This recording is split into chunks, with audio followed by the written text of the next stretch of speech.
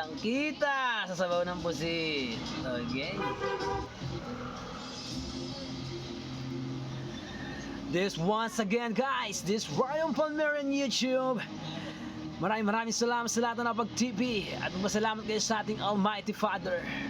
October 28, 2025 at muli nating nasaksihan ang kanyang Asian session kasabay ang mga lolo. This once again is a Strategic Institutional Synchronization SIS Frequency 377 guys, the Sniper Trader of the Philippines.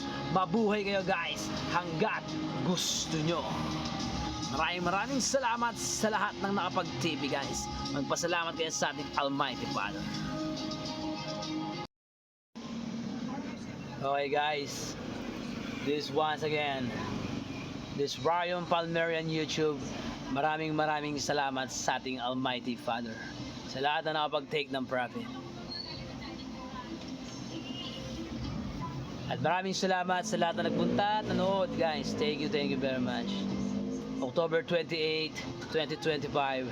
This once again, the Strategic Institutional Synchronization SIS Frequency 377 at muli natin siyang na-synchronize sa ganung kaikling oras. Okay? Maraming salamat sa inyo lahat guys. Babush!